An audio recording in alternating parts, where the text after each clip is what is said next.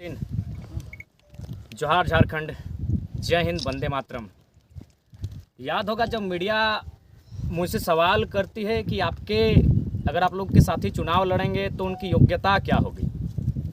पढ़ा लिखा तो सब कोई चाहता है, ग्रेड होना चाहिए, मास्टर डिग्री होना चाहिए, पीएचडी होना चाहिए।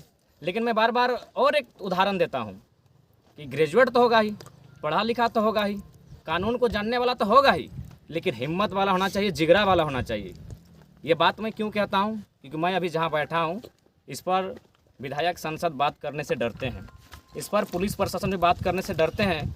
मैं झरिया के आसपास निकट भौरा एक क्षेत्र है जहाँ कोल माइंस के कारण जाना जाता है। मैं बिल्कुल कोयले के खदान के ऊपर बैठा हूँ। लगभग कोयले का जो तल है जहाँ से कोयला की निकासी हो रही है उससे लगभग 500 फीट के ऊपर बैठा हूँ। आप वीडियो में देख सकते हैं। यहाँ क्यों आया हूँ ये तो सभी जानते हैं, और मैं अक्सर कहूँगा कि आखिर कोलियरी क्षेत्र में रहकर कोयले पर कब तक आप नहीं बोलेंगे। अगर आप नहीं बोलेंगे तो सोच लीजिए आपके पढ़े लिखे होने का कोई मतलब नहीं है। यानी कोयले की काली सच्चाई जो दुर्दशा है उस पर आपको बोलना होगा, और आज मुझे लगता है इस पर बात करनी चाहिए। यहाँ हम आए हैं, ग्रामीण धरने पर बैठे हैं। ग्रामीण है जहाज टाँड़ के। यानी मेरा मानना है कि धनबाद बोकारो की सीमा में एक ऐसा गांव है जहां गांव में सड़क नहीं जाती है, क्योंकि वहां माइंस है। यानी उस गांव में माइंस के बाद वो गांव पड़ता है। पहली बात कि ग्रामीणों की मांगे क्या है मैं बताना चाहूँगा, चूँकि लाइव पेज के माध्यम से लाइव जितने भी लोग जुड़े हैं, ग्रामीणों की पहली मांग एक अच्छी सड़क होनी चाहिए, क्योंकि हमारे बच्चे पढ़ने को जाते हैं, हमारी महिलाएँ साग सब्जी के लिए बाज़ार जाती हैं, हमारे अभिभावक और जाहिर सी बात है रिलेटिव्स, यानी कि अच्छी सड़क चाहिए। दूसरी मांग है, पीछे शायद आपको जितने भी वीडियो चल रहे हैं इसमें कैच नहीं हो पाएगा, क्योंकि ये 15-16 हज़ार के मोबाइल हैं। कार्बन मोनोडाइऑक्साइड गैस बाहर निकल रहा है, शायद ये मोबाइल कैच नहीं कर पाएगा। कार्बन मोनोडाइऑक्साइड गैस का मतलब तो आप समझते हैं कि ऐसी गैस है जहाँ अगर आप 6-7 घंटा अगर बैठ के रह जाते हैं, उसका सामना कर लेते हैं, तो मुझे लगता है आप बेहोशी की हालत में आ जाएंगे, और उससे ज़्यादा अगर आपका सामना होगा तो मुझे लगता है आपके जान की क्षति भी हो सकती है। यानी carbon monodioxide, nitrogen oxide, carbon oxide, 2-3 प्रकार की गैस जो कि मानव जीवन के लिए हानिकारक है, वन्य जीव के लिए हानिकारक है, जीव जंतु के लिए हानिकारक है, यहाँ से उत्सर्जित होती है। तो इसलिए ये भी मानना है कि प्रदूषण को कंट्रोल करें। बाकायदा कोई भी अगर माइनिंग होता है, कुछ भी योजना अगर होती है, चाहे फैक्ट्री हो, कारखाना हो, या फिर कोयला की खदान हो, अभ्रक की खदान हो, कुछ भी हो, तो उसका एक रूल होता है। माइनिंग्स का भी एक अपना रूल होता है। प्रदूषण बोर्ड की अनुमति लेनी पड़ती है, डीसी से अनुमति लेनी पड़ती है, खनन विभाग की अनुमति लेनी पड़ती है, यानी कुल मिलाकर कुछ अनुमति होता है। लेकिन आपको जानकारी होगी, हालांकि हम लोग लेटर नीचे रखे हैं जहां धरना हो रहा है, हम लोग काफ़ी ऊपर आ चुके हैं माइंस के ऊपर, तो वहाँ ना माननीय डीसी महोदय को मालूम है, ना ही खनन विभाग को मालूम है कि यहाँ माइंस चल रहा है। यानी मैंने हेडलाइन लिखा है कि सत्ता, शक्ति और संपत्ति अगर आपने अर्जित कर लिया है तो लोकतंत्र में भी आप राजतंत्र को चला सकते हैं। सत्ता, शक्ति और संपत्ति, तो यहाँ कह सकते हैं बाकायदा एक ऐसा माइंस चल रहा है जिसमें माननीय उपायुक्त महोदय भी कहते हैं मुझे जानकारी नहीं है, खनन विभाग कहती है मुझे जानकारी नहीं है, और बाकायदा इस क्षेत्र में जो माइनिंग्स हो रहे हैं वहाँ माननीय उपायुक्त महोदय के लेटर के साथ ये जारी हुआ है कि उन्हें मुआवजा मिलना चाहिए। बाकायदा बीसीसीएल भी अपने लेटर हेड में आरटीआई का उत्तर देती है कि 26 करोड़ का रुपया मतलब भुगतान किया जाएगा ग्रामीणों को, लेकिन ग्रामीणों तक 2 करोड़ पहुँचा है। 24 करोड़ किस टेबल में किसी को पता नहीं। तो फिलहाल मुद्दा है नियोजन, आप सभी जानते हैं। मैं बार बार कहता हूँ बीसीसीएल, सीसीएल, ईसीएल ये झारखंड में चलती है, डब्ल्यूसीएल महाराष्ट्र में, एनसीएल मध्य प्रदेश में, एमसीएल उड़ीसा में, बाकी जगह और 3-4 यूनिट है। जब वो अन्य प्रदेशों में काम करती है तो बहुत बेहतर काम करती है, मानवीय मूल्यों का ख्याल रखता है, संवैधानिक मूल्यों का ख्याल रखा जाता है, लोकतांत्रिक मूल्यों का ख्याल रखा जाता है, और कंपनी काम करती है। लेकिन वो कंपनी जैसे झारखंड आती है, मुझे लगता है कि झारखंड के लोग मनुष्य ही नहीं है। भारत के संविधान आर्टिकल 48 के अनुसार एक पशुओं को भी जीवन जीने की आज़ादी है, उसका भी संरक्षण करने की बात कहता है। भारत का संविधान नीति निर्देशक तत्व के अंतर्गत अनुच्छेद 48 जो होता है उसमें वन्य जीवों को यानी पशुओं को भी कहता है कि इसे भारत देश में जीने की आज़ादी है, जीने की स्वतंत्रता है। लेकिन झारखंड एक ऐसा राज्य है जहां मनुष्यों को भी जीने की स्वतंत्रता नहीं है। यहाँ बीसीसीएल बाकायदा कोई हिम्मत नहीं करता है कि बीसीसीएल और टाटा पे बात करें। इसीलिए मैंने कहा कि हमारे विधायक अगर बनेंगे, हमारे सांसद अगर बनेंगे तो ऐसे होने चाहिए जिनके पास पढ़ा लिखा होने के साथ हिम्मत होना चाहिए। बीसीसीएल टाटा पर बात करना आसान बात नहीं है, क्योंकि दुनिया में इनका बड़ा नाम है, लेकिन जैसे ये झारखंड आती है अमानवीय व्यवहार, अमानवीय दृश्य देख सकते हैं। माइनिंग्स का भी रूल होता है कि यदि आप माइनिंग्स करते हैं तो उसको पहले बालू से ढकिए, फिर उसको मिट्टी से ढकिए और समतल कीजिए ताकि वहाँ पेड़ लगाया जा सके। लेकिन कोई रूल्स फॉलो नहीं करती है। बाकायदा जिस खर्चा के साथ वह पेड़ लगाएगी, मिट्टी भरेगी, वह उससे कम खर्चा वह प्रशासन को दे देती है, उससे कम खर्चा वो माफियाओं की एक टीम को देती है और माफिया तैयार। बाकायदा आपको जानकारी होनी चाहिए, झारखंड में अगर माफिया को किसी ने शरण दिया है तो BCCL ने दिया है। झारखंड में अगर नक्सलवाद किसी के कारण उत्पन्न हुआ है तो टाटा जैसी कंपनियों के कारण उत्पन्न हुआ है, जो लगातार जल जमीन जंगल को छीनने का काम कर रही है। तो आज जहाँ बैठे हैं ये कोलियरी का वह दुर्दांत दृश्य है, जिस दृश्य को देखने के बाद आपको अंदर से एक पीड़ा होगी, आपको एक दर्द होगा, एक तकलीफ होगा कि हम एक लोकतांत्रिक भारत में जीते हैं जहाँ मानवीय मूल्यों की, लोकतांत्रिक मूल्यों की, संवैधानिक मूल्यों की रोज़ कत्लेआम होता है। आज वही एक चीख चीख कर अपनी दर्द की दास्ता को कहता हुआ ये कोलियरी, ये कोयला का खदान, ये माइनिंग एरिया लगातार अपनी चीख चीख कर अपने आप को बता रहा है कि हमारे साथ क्या अन्याय होता है। अरे क्या मांग है इनकी? मुआवजा है। जो कोयला का खदान अरबों रुपए का टर्नओवर देता है, जो खरबों रुपए का टर्नओवर देता है, एक मामूली सी नौकरी, प्रदूषण कंट्रोल करना, एक छोटी सी सड़क, एक छोटा सा नियोजन, चंद एक मुट्ठे में अट जाए उतने धनराशि की मुआवजा। मतलब क्या? एक मुट्ठे में अट जाए। आपका पास तो इतना है कि एक खदान में नहीं अटेगा, उतना पैसा आप कमाते हैं। आप अगर पैसों को डंप कर देंगे तो इतना हो जाएगा, लेकिन जिनकी ज़मीनें हैं उनको लाठियाँ, अभी बम बारूद। और आज मैं बाकायदा आपको कहना चाहूँगा, कानों कान ये खबर मिली है कि ग्रामीण जो नीचे बैठे हैं इनके पास है बांस की लकड़ियाँ हैं जो अपनी सुरक्षा में रखे हैं, जो सच्चाई उसको कहेंगे। लेकिन अगले जो है माफिया हैं उनके पास आधुनिक बम है, आधुनिक हथियार हैं। और लोकतांत्रिक देश में जो कहती है कानून का डंडा बहुत दूर तक जाता है, कानून के हाथ बहुत लंबे हैं, कानून के सामने बमबारी होती है, लेकिन अब तक कोई FIR नहीं होता है। आज ऐसी घटना घटने की पूरी संभावना है, क्योंकि 8 दिन से माइन्स बंद है और जानते हैं कि माइन्स बंद होना यानी कितना माने झटका लगता है। अरे झटका लगे तो लगे, हमारे जीवन का सवाल है। हमारे पूर्वजों की रहती ज़मीन जहाँ कभी फसलें उगाते थे, जहाँ कभी हरे हरे मैदान हुआ करते थे, इसको काले हीरे के कारण प्रदूषण में और मौत के खंडहर के रूप में आपने तब्दील किया है।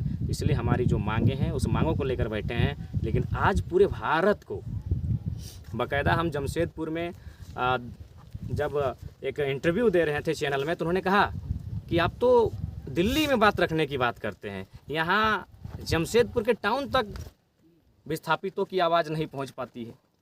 यानी हम एक ऐसी व्यवस्था में जी रहे हैं और झारखंड को ऐसा दरकिनार किया जाता है कि एक प्रेम कहानी नेशनल न्यूज़ बन जाती है, एक SDM कोई लड़की थी वो नेशनल न्यूज़ बन जाती है, एक ऐसी ऐसी कहानियाँ नेशनल न्यूज़ बन जाती हैं, लेकिन हमारी चित्कार, हमारी तकलीफ़ों को सुनने वाला कोई नहीं। ये बाकायदा चैनल वाले बोल रहे हैं कि जमशेदपुर की छोटी छोटी घटनाएँ टाउन तक नहीं पहुँचती हैं।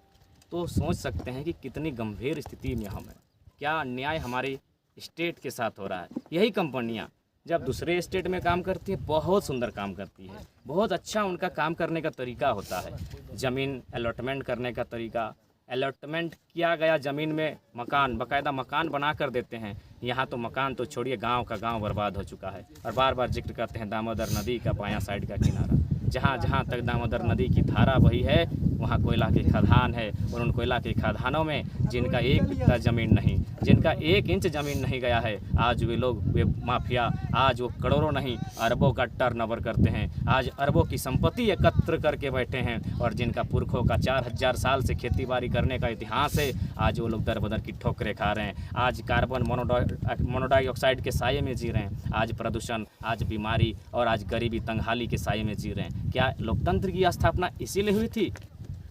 आज लोकतंत्र की स्थापना अगर इस देश में हुई थी तो यह सोचकर लोकतंत्र की स्थापना हुई थी कि एक आम व्यक्ति को आगे बढ़ने का अवसर मिलेगा, एक आम व्यक्ति के हितार्थ की रक्षा की जाएगी। लेकिन एक आम व्यक्ति डर के साये में, खासकर जहाँ कोल ब्लॉक्स हैं, खासकर जहाँ उद्योग संभावना है, वहाँ एक आम व्यक्ति डर के जीता है कि रात को हम सोएंगे अपना ज़मीन का कागज़ का पेपर लेके, सुबह जैसे आँख खुलेगी वह ज़मीन किसी और की हो जाएगी, वह ज़मीन किसी कंपनी की हो जाएगी, वह ज़मीन किसी परियोजना को चली जाएगी। और हमें आंदोलन, धरना, भूख हड़ताल, अनशन, क्या लोकतांत्रिक व्यवस्था में एक आम व्यक्ति जीवन भर हड़ताल पर बैठेगा, एक जीवन भर भूख हड़ताल पर बैठेगा, अनशन पर बैठेगा, आमरण अनशन पर बैठेगा? तो फिर लोकतंत्र का मूल्य क्या? अगर लोग प्रत्येक दिन धरने पर ही बैठे, अगर धरना से ही समझौता हो, फिर लोकतांत्रिक मूल्यों की मर्यादा कहाँ रहती है?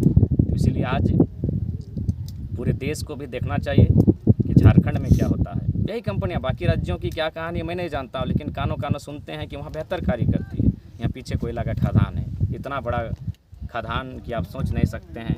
कई एकड़ों में फैला ये खदान, यानी कितने लोगों का ज़मीन बर्बाद हुआ होगा, कितने लोगों का जीवन बर्बाद हुआ होगा, कितने लोगों का गांव बर्बाद हुआ होगा, फसल और नस्ल बर्बाद हुआ होगा। इसका कोई लिखित आंकड़ा नहीं है, लेकिन इससे लाभ किसको मिला? अगर देश को भी लाभ मिलता तो चलिए भाई, मेरा देश, अगर हमें मेरे शरीर से चमड़े को छीलकर अगर देश के लिए ढोलक बनाया जाता तो चलो भाई, देश के लिए ढोल बजेगा। मेरे चमड़े को छीलकर देश के लिए ढोल बना है, लेकिन यहाँ तो माफियाओं का घर चला है। यहाँ तो माफिया अरबपति हुए हैं, बाकायदा उनका प्रत्येक जिले में, प्रत्येक राज्य में मकान बना है, देश को नहीं मिला। BCCL अगर दावा करती है तो खोखला दावा करती है। ये जो कोयले की काली कमाई, उसका अगर 25% और 30% भी अगर देश तक गया होगा तो संभव है गया होगा। बाकी सब माफियाओं के पास जाता है, बाकी सब विधायक सांसदों के पास जाता है, और छोटे छोटे गुंडे तो इतने हैं कि कहिए मत, जिनका कोल ब्लॉक से पैसा मंथली जाता है। इस बात से आप इनकार नहीं कर सकते हैं। तो आज देख सकते हैं, जहां हम गर्व से कहते हैं भारत दुनिया का सबसे बड़ा लिखित संवैधानिक देश है, हमारा संविधान दुनिया के सबसे बड़ा लिखित संविधान है, और उस देश में अगर किसी का कत्लेआम इस प्रकार होता है तो यह दुर्भाग्यपूर्ण विषय है। इसलिए साथ ही मैं संदेश देना चाहूँगा, बड़ा अफसोस लगता है कि हमारी इतनी बड़ी आबादी, इतनी बड़ी जनसंख्या, इतने कोयला के खदानों की ज़मीनें हमारी, लेकिन आज माफियाओं के पास अरबों रुपया है। यानी कहीं ना कहीं हम भी दोषी रहें, हमारे लोग कहीं ना कहीं डरे सहमे रहें, जिन्होंने अपने हक अधिकार को समझौता कर लिया, लेकिन लड़ने का साहस जिन्होंने किया, उनको भले शहादत हुई, लेकिन मुझे लगता है इस पीढ़ी को फिर से शहादत के लिए तैयार रहना होगा। यहीं शायद भौरा में सुरेश महतो की प्रतिमा है ना, सुरेश महतो, उनकी अगर आप कहानी सुनेंगे तो कठोर आदमी, जो पत्थर दिल इंसान भी, उसकी आंखों से आंसू आएगा, किस प्रकार उस इंसान को हत्या किया गया था। इसीलिए हम बार बार कहते हैं, ज़मीनें हमारी, कत्ल होगा हमारा, और अरबपति बनेंगे कहाँ? गैर झारखंड के लोग जिनके बाप का एक बित्ता ज़मीन नहीं गया है, तब पीड़ा होता है। अरे ठीक है, उनके पास बंदूकें हैं, तोपें हैं, एक बात याद रखिएगा, तोप को चलाने में भी एक ऊर्जा लगती है, बंदूक को भी चलाने में एक ऊर्जा लगती है। जब उसकी ऊर्जा समाप्त हो जाएगी तब तुम अटैक करो, तब तुम री अटैक करो।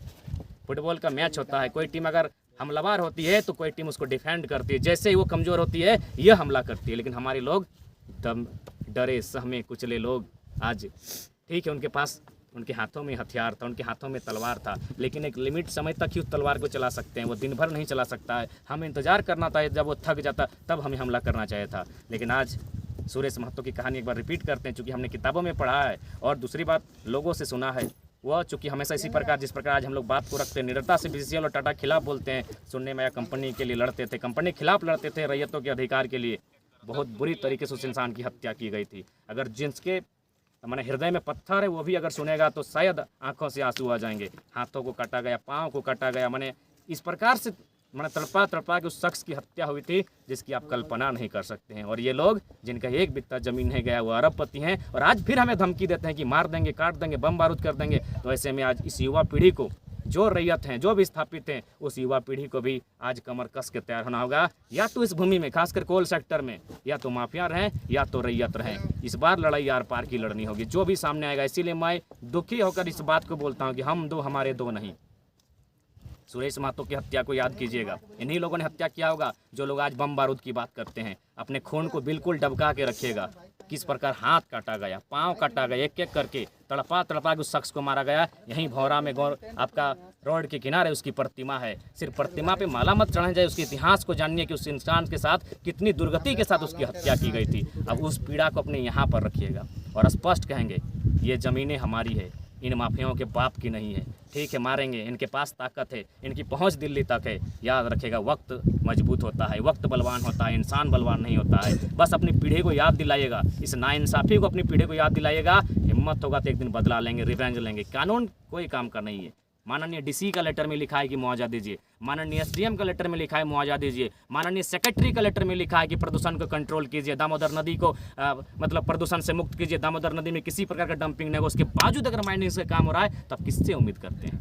DC का लेटर का मन अनसुनवाई की जा रही है, SDM के लेटर की मतलब सुनवाई नहीं की जा रही है, सेक्रेटरी से जो लेटर आया है उसको नहीं मान रहे हैं, तो आप कहाँ जाएंगे? इनकी पहुंच दिल्ली तक है, आपकी पहुंच दिल्ली तक नहीं है। किसान की पहुंच खेत तक होती है। ये तलवार चलाने वाले हैं, ये बंदूक चलाने वाले हैं, इनकी पहुंच देश से बाहर हो सकती है। इसलिए आज मैंने गलत नहीं कहा है। बार बार लोग हमसे कहते हैं, एक मेरा 30 सेकंड के वीडियो चलाते हैं कि 32 के बारे में आप क्या बोलें। मैं रिपीट करता हूँ, मैंने यही कहा है कि 1932 झारखंड का मुद्दा है, गंभीर मुद्दा है, लेकिन सबसे बड़ा मुद्दा है जमीन संबंधित है। कोयला की खदानें हैं, जहाँ फैक्ट्रियाँ हैं, जहाँ कारखाने हैं, ये सबसे बड़ा मुद्दा है जो मेरी पीठ के ठीक पीछे है। मैं अपनी बात पर स्टैंड हूँ। बिल्कुल सबसे बड़ा मुद्दा यही है, जहाँ अमानवीय तरीके से हमारे ज़मीनों का अधिग्रहण किया जाता है और बदले में फूटी कोड़ी नहीं मिलती है। इसीलिए बाकायदा मैंने इस बात को रखा कि कोल फील्ड में रहने वाले लोग मुझे अच्छा कहें, मुझे गाली दें, मेरी बातों को सुनकर हंसे, मुझे फर्क नहीं पड़ता है। हम दो हमारे दो नहीं, हम दो हमारे चार होना चाहिए। दो को पढ़ाइए लिखाइए, दो को इंजीनियर डॉक्टर बनाइए, दो में से एक को संवैधानिक तरीके से लड़ाइए। अनशन, धरना, लिखित, जीएमसी मीटिंग, एक को संवैधानिक तरीके से लड़ाइए। और यदि लड़ते लड़ते उसका कुछ भी होता है तो चौथा के हाथ में हथियार थमाइए, और जिनके कारण आपको नुकसान होता है उसको जो करना है। अगर हमारी हत्या होती है तो हमें भी अब रिवेंज करने की आवश्यकता है। अगर आज चुपचाप धरे बैठे हैं तो मुझे लगता है जिस प्रकार इस दृश्य को देखने के बाद क्या लगता होगा, कम से कम यहाँ 1000 की आबादी जरूर होगी। ऐसे ऐसे 1000 दृश्य हैं, तो 1000 को अगर 1000 से गुना करेंगे तो देख लीजिए, 100 से गुना करेंगे तो 100,000 यानी 1 लाख। 1000 को अगर 100 से नहीं 1000 से गुना करेंगे 10 लाख। ऐसे ऐसे हजारों कोल ब्लॉक्स होंगे हमारे राज्य में, यानी वो हजारों लाखों लोगों की इसी प्रकार हत्याएं हुई है। अरे वो ज़मीन नहीं रहा तो हत्या के बराबर है, उस कुछ नहीं रहा, वो भीख मांगने के योग्य रहा। हाँ, कुछ लोगों को नौकरी मिला, अच्छी बात है, मैं भी चाहता हूँ हमारे लोग थोड़ा संपन्न हो, लेकिन हमें मैक्सिमम मिलना चाहिए था, वहाँ मिनिमम भी नहीं मिला। इसीलिए मैंने पीड़ा में, दुख और दर्द के बाद इस बात को कहा था कि हम दो हमारे दो नहीं, चार।